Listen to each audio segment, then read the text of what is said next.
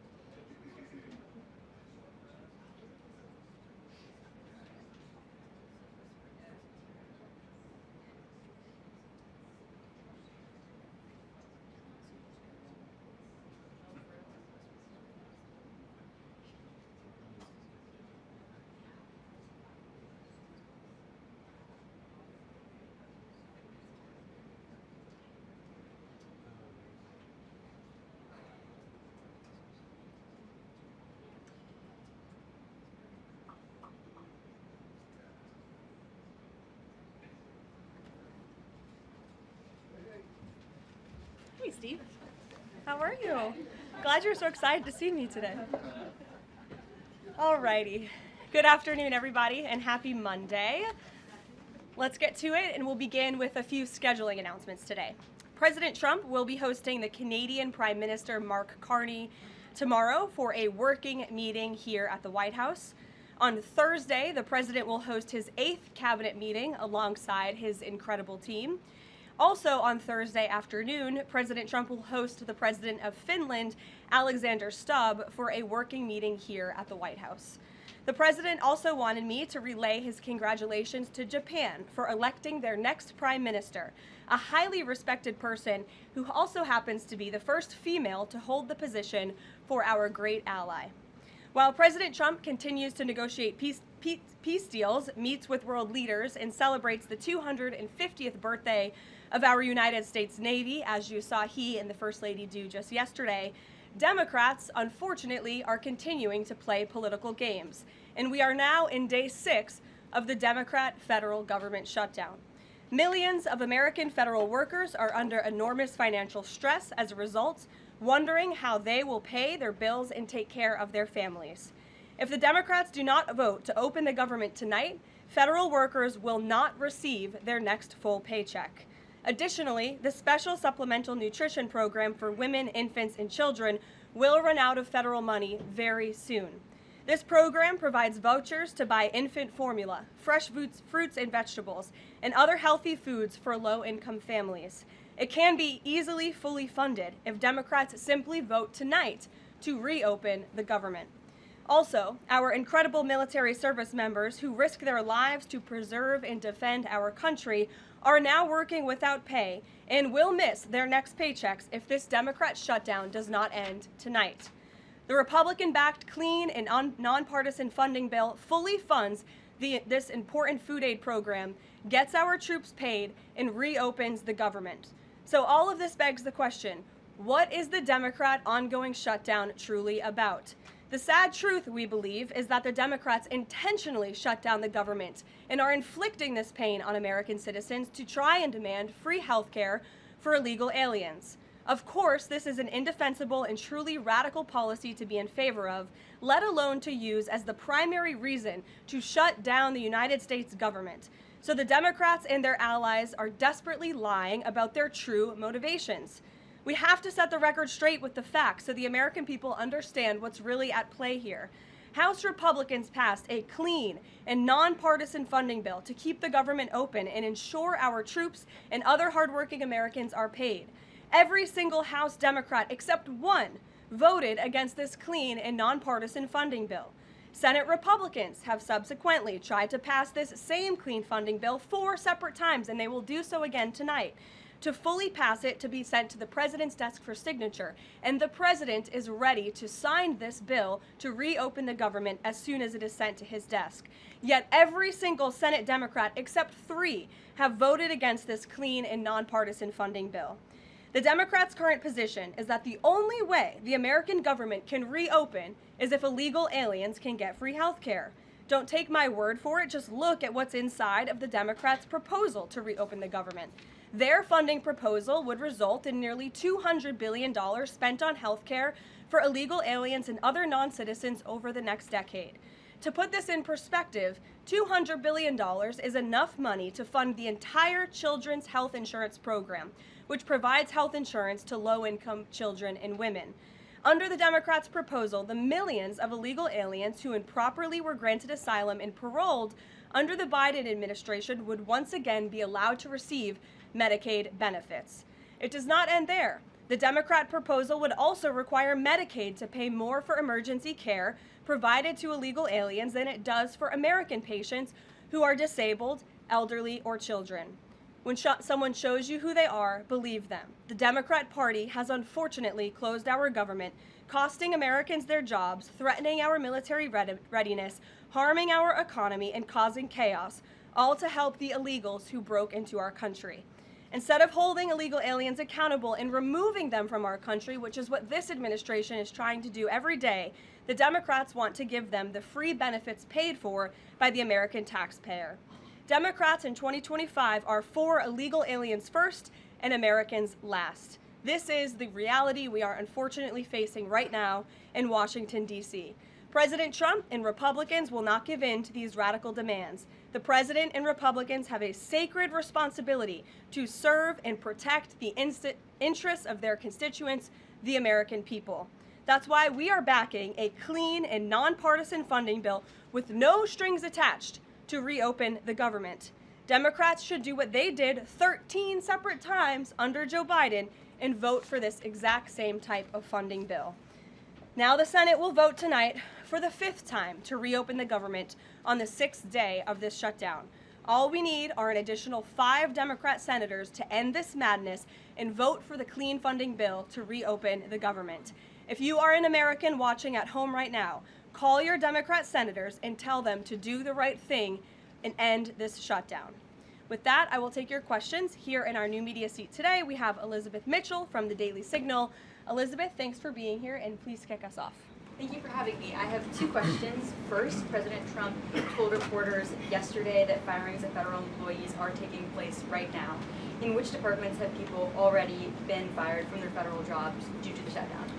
The president was referring to the hundreds of thousands of federal workers who have been furloughed as a result of this federal government shutdown, both here at the White House and across the entire federal government. At agencies across the board, there are federal workers who are staying home. Many of them work in the White House. You know them. Some of them sit just behind me at those desks. They are unable to show up to work right now because the Democrats chose to shut the government down. And so we're already, unfortunately, seeing the consequence of this. And then, of course, the Office of Management and Budget is continuing to work with agencies on who, unfortunately, is going to have to be laid off if this shutdown continues. And Secretary Robert F. Kennedy Jr. said the FDA was required by federal law to approve the new abortion pill last week. Is the administration considering steps to undo this in light of requests from pro-life Congress members and organizations? I think Secretary Kennedy and the Department of Health and Human Services, as I addressed in the briefing last week, were following the law, and we will continue to do so. As I said last week as well, it's not an endorsement of this drug by any means. It's just a law that they were following. Jennifer. We heard you say that you want people to call their Democratic senators. Is the president calling Democratic senators himself? Can you say what he's doing today to resolve the shutdown? Yep, I was just in the Oval Office. He was on the phone with Speaker Johnson. He's also spoken with the Senate Majority Leader, who are in touch with, of course, moderate Democrats and Democrats across the board, who we understand hopefully want to do the right thing by their constituents to reopen the government. So the president is being kept very well apprised of the ongoing shutdown on Capitol Hill. And of course, his position is very clear. There's nothing to negotiate, just reopen the government, and then we can talk about all the important issues facing our country. So he hasn't called specific members of Congress? Not to my knowledge, no. And then on the Affordable Care Act, is he willing to give more, to share more on what he'd like to negotiate on the Affordable Care Act later? Is he willing to say specifically what he would like and when?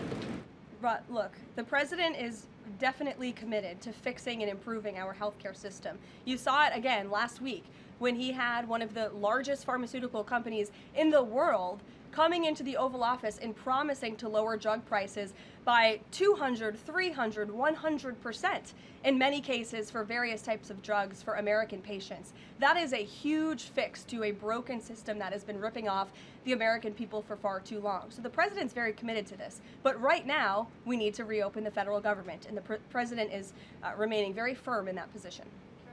Catherine. If the vote fails in the Senate today to reopen the government, would that trigger layoffs? Look, again, we hope that the vote will not fail because this administration wants to reopen the government. We don't want to see people laid off. But unfortunately, if this shutdown continues, layoffs are going to be an unfortunate consequence of that. Is there timing for when that would happen? Well, look, we'll see how the vote goes tonight. And can you confirm, is the White House floating a proposal to cap Obamacare subsidies by denying them to new enrollees? I have not seen a proposal like that. Emily. Thanks, Caroline. The president said yesterday he was considering a phase 2 approach to Venezuela. Is the president considering U.S. boots on the ground or any kind of support of overthrowing Maduro? I won't get into any specific proposals that are being considered by the president and his national security team, but I think we've been pretty transparent and clear in the administration's view of the illegitimate Maduro regime, and the president has taken very unprecedented, tough action to end the illegal trafficking of illicit drugs into our country from Maduro's illegitimate regime. Danny, go ahead. Thanks, Caroline. The French government has collapsed again for the fourth time in a year. And I was just wondering if there's any concern in the White House about the kind of ongoing political crisis there. Any thought about whether the President Trump's good friend, President Macron, should either call elections or even resign over that? Well, I can tell you the White House and the National Security Council are very much aware of this situation, but I think it would be imprudent of me to weigh in on French internal politics from the podium, so I will reserve comment on that. Behind you, yes. What is President Trump's expectations for talks today and I guess this week in Egypt? And is there a new timeline that the president is giving all sides to reach an agreement? Yes, there are technical talks happening right now in Egypt amongst Special Envoy Witkoff and Mr. Kushner, as well as their respective parties from all sides. What we saw take place on Friday, and I have not commented on that from the podium yet, is truly remarkable. You've seen all sides of this conflict agree that this war needs to end and agree to the 20-point framework that President Trump proposed. It's an incredible achievement, and the administration is working very hard to move the ball forward as quickly as we can. The president wants to see a ceasefire. He wants to see the hostages released, and the technical teams are discussing that as we speak to ensure that the environment is perfect to release those hostages. They're going over the lists of both the Israeli hostages and also the political prisoners who will be released, and those talks are underway, and the president is very much on the ball and is being apprised of this situation. The president had given a Sunday evening deadline. Obviously, the negotiations have extended that, I imagine. What is that new deadline? Does the president have a time frame in mind to see this phase implemented? Well, the Sunday evening deadline was to hear back from Hamas on the proposal one way or another. And of course, on Friday, Hamas put out a very clear statement in the president's view that they accept the president's framework, and that's why those technical talks are now underway. But again, we want to move very quickly on this, and the president wants to see the hostages released as soon as possible. Steve. How long do you expect those technical talks to last, Caroline? I don't want to draw a red line up here, Steve. Of course, it's very important, as I just mentioned, that we get this done quickly. That's how the president's team feels, so we can get some momentum, get the hostages out, and then move to the next part of this, which is really ensuring that we can create a lasting and durable peace in Gaza and ensure that Gaza is a place that no longer threatens the security of Israel or the United States. What do you expect to be on the agenda for the president's meeting with the Prime Minister of Canada tomorrow?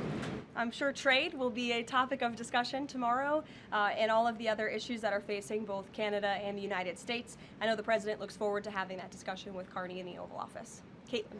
Thanks, Caroline. I have two questions. On the layoff of federal workers, potentially, the president said yesterday that Democrats will be to blame if federal workers lose their jobs. Historically, though, in past shutdowns, workers have been furloughed, but they have not been laid off en masse. So wouldn't that be the president's call to lay people off? As I've said repeatedly, Caitlin, this conversation about layoffs would not be happening right now if the Democrats did not vote to shut the government down. And as I also said last briefing as well, we are $37 trillion in debt, and the government is not receiving any cash. So someone has to look at the balance sheet and be good stewards of the American taxpayer dollar. And layoffs are an unfortunate consequence of that. First term, for example. Well, as I'm telling you now, this administration is focusing on checking the balance sheet and ensuring we're doing the right thing by the American taxpayer. And again, these conversations about layoffs would not be happening in the White House today if not for the Democrat shutdown. And they have a choice to change that. They have another opportunity tonight to do the right thing to reopen the government. Joey. Judge over the weekend. Sorry, my second question. A federal judge over the weekend that the president had appointed to the bench in his first term in office basically argued that he could not deploy other states' National Guards to Portland. Basically said that it was untethered, his argument, to what is actually happening on the ground. Which local officials in Portland have said that the National Guard is needed there? With all due respect to that judge, I think her opinion is untethered in reality and in the law. The president is using his authority as Commander-in-Chief, U.S. Code 12406, which clearly states that the president has the right to call up the National Guard in cases where he deems it's appropriate. And if you look at what has happened in Portland, Oregon, for more than 100 nights, I was talking to our law enforcement team about it this morning, for more than 100 days, night after night after night, the ICE facility has been really under siege by these anarchists outside. They have been disrespecting law enforcement. They've been inciting violence. We saw, again, a guillotine rolled out in front of this federal building. And so the president wants to ensure that our federal buildings and our assets are protected. And that's exactly what he's trying to do. And ultimately, in the case in Los Angeles, that judge ruled in the Ninth Circuit, that panel of judges ruled that those troops could remain and that the president was well within his authority to do so. So we are appealing that decision. As you know, we expect a hearing on it pretty quickly, and we're very confident in the president's legal authority to do this, and we're very confident we will win on the merits of the law. But no local officials that you can point to that have said we need the National Guard? Because I spoke to the police chief of Portland last week. He said that the president's claims just don't match up with what's happening on the ground. I would encourage you as a reporter to go on the ground and to take a look at it for yourself, because there's been many members of the press, not press in this room, but independent journalists, some of whom we'll be inviting to the White House very soon to share their stories, because they have been in the middle of these riots and they have witnessed the anarchy that is taking place night after night. It's on video. You should play it on your show. You have a great opportunity on prime time on CNN to show your audience. Yeah, but you're probably talking to partisan Democrat officials who are opposed to everything this president does. You should also ask the people who live in Portland. We've actually heard from many members of the community who have said that this is complete civil disobedience. It's a mess. It's been loud. It's been troubling for neighbors in the community who are just trying to live peacefully. And these people are not there to peacefully protest. They are there to cause mayhem and havoc. Yeah, Caroline. Stephen, go ahead. Thank you, Caroline. Two questions. First, do you have a reaction to reports that thousands of Cuban troops are deployed alongside Russia fighting in Ukraine? And on a very different matter, the president last week floated in an interview with our colleague Daniel from One America a rebate for tariffs of up to $2,000 per person. Is that plan contingent on the Supreme Court's upcoming ruling on the legality of the tariffs? And is the White House preparing for legislation to make that happen? Sure. On the first point, I have not seen that report, Stephen, but I'll check in with our national security team after this and we'll get you an update. To your second point about the tariff rebates, I think it's an idea that the president has discussed and floated with his team of advisors, but no decision has been firmly made at this point in time. Why don't we go to the back? Owen. Good afternoon. Good afternoon. A few days ago, President Trump demanded Jay Jones in Virginia get out of the race for condoning political violence in a text message against a Republican politician a few years ago. He hasn't left the race. He hasn't dropped out. What's the president's reaction? Well, as you know, I'm not at liberty to discuss political races from the podium. I think the president himself made his position very clear, and I think anyone could agree the messages that were sent by this Democrat nominee for Attorney General in Virginia are really shocking, alarming, and completely unacceptable. He was threatening to kill his opponent and his opponent's children, and that type of rhetoric has zero place in our country, and the president was absolutely right to condemn that. One more, please. Sure, go ahead. Thank you. The Democrats have questioned and scrutinized the president's comments about using potentially the military, American cities, as training grounds for the military. And when you look at Portland, Chicago, local and state officials say that their local law enforcement is able to handle the situations, these protests on the ground. The president says that Portland is burning, using that as justification for the National Guard in Portland. But when you look here in Washington, D.C., the president just last week said it is now a completely safe city, and there are still National Guard members on the streets that are not involved in ICE activities. Can you provide the justification for the White House here in Washington, D.C., why the National Guard members continue to be out on the streets? Because Washington, D.C. has invited the National Guard here. Why?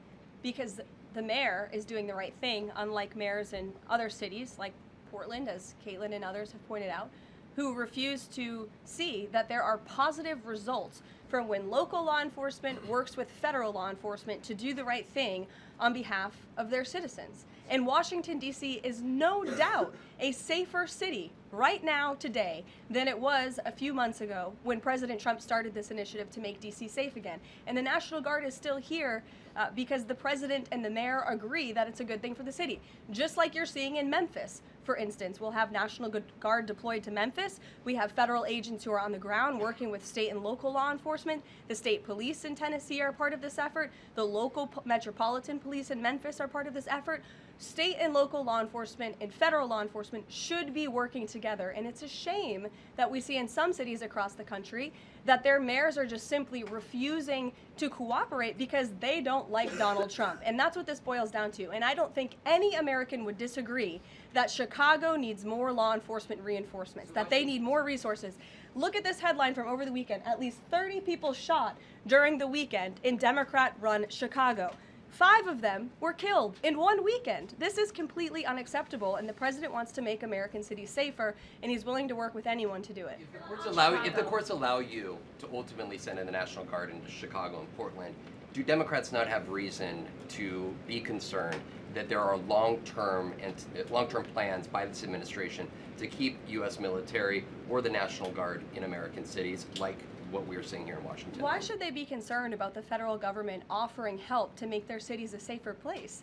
They should be concerned about this. They should be concerned about the fact that people in their cities right now are being gunned down every single night. And the president, all he's trying to do is fix it.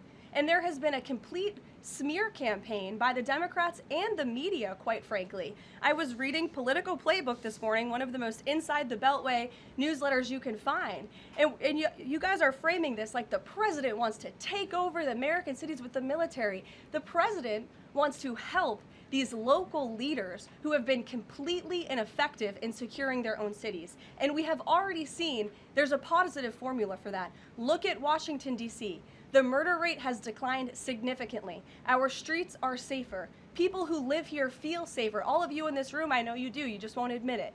And it's a proven system that works, and the president wants to make America's cities safe again. And I don't think there's anything wrong with that. Michael. Thank you, Caroline. 2 questions, if I may. Because the mayor wants them. Michael. These talks in Egypt, if Hamas does agree to relinquish power and give it up, cede power to this transitional technocratic government, if that does happen, would the Trump administration then recognize a Palestinian state? Look, I don't want to get ahead of the technical talks right now, Michael. They're extremely sensitive. They're taking place, again, as we speak, and there's a lot of, there's many things to discuss, of course. This is, hopefully, we expect and we hope going to be one of the greatest peace deals this world has ever seen. And the Trump administration is working diligently and working very hard to get there. And as I said, Friday, all terms agreed. We have the Arab countries who are working with us. Of course, Israel has been incredible in cooperating with the president's plan and agreeing to it. And we're very hopeful, and we expect that to continue. Caroline, you tweeted about this over the weekend. Thank you. I was going to you in the blue shirt and tie. Thank you, Caroline. You're welcome. The Daily Mail. Today, the Supreme Court declined to hear Ghislaine Maxwell's appeal. Will Trump rule out granting her clemency? Is that something the White House is considering? It's not something I've heard discussed, and we don't comment on clemency requests that may or may not have been made, but I'm certainly not tracking that one at this point in time. Caroline. Jordan, go ahead. Thank you, Caroline. So we're talking about these radical groups in Portland and Chicago. I know the president has spoken about potentially going after George Soros with RICO charges and for funding all of this violence. Has there been any update on that? And also, is the administration looking into the other nonprofits, maybe taking away their 501c3 status for funding this violence? And one more question. Sure. The financial backing of these groups, particularly Antifa, is certainly something the administration is looking into aggressively. And the federal government has never really been mobilized or tasked with doing that.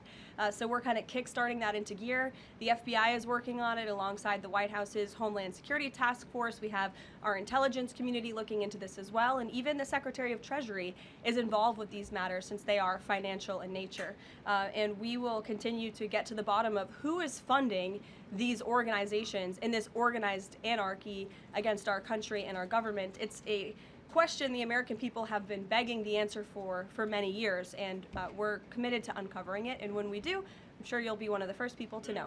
Separately, Caroline. Thank you. So Gaza, under the president's plan, is going to be governed by a transitional governance of a technocratic, apolitical Palestinian committee made up of qualified Palestinians and international experts. Now, given how radicalized the Palestinian population is in Gaza and in the West Bank, can you offer some insight or guidance into who are some of these Palestinians that are going to be considered for leadership roles in Gaza, and where you're going to be finding them, and do you have any names? We're not quite there yet, Jonathan. The president believes peace is possible in Gaza, and that's why he presented this detailed and comprehensive plan. The first step of that is securing a ceasefire and releasing the hostages, and then those conversations about ensuring a durable and lasting peace can continue. But what do you need to have peace in a region like Gaza that's been war-torn for far too long? You need security guarantees, and you need good governance. And so those will be two of the priorities that this administration is focused on. If I may, the president has said he wants the government to reopen this week in a deal. What's going to happen by the end of the week if there's no deal? What's the White House prepared to do? With no deal with what? To reopen the government. Look, as I said, unfortunately, there's going to be a lot of pain inflicted. There already is on the American public, on our troops who are not being paid, again, on women and young children who depend on critical food assistance. We hate to see this. And in fact, the Office of Management and Budget is trying to do everything they can to find funds to get out the door for these vulnerable populations in our country. Again, we shouldn't be having to do that. The Democrats have a chance to change course tonight. I believe the vote's taking place at 6:30, and we urge Democrat senators to vote to reopen the government and to do the right thing. Thanks, guys.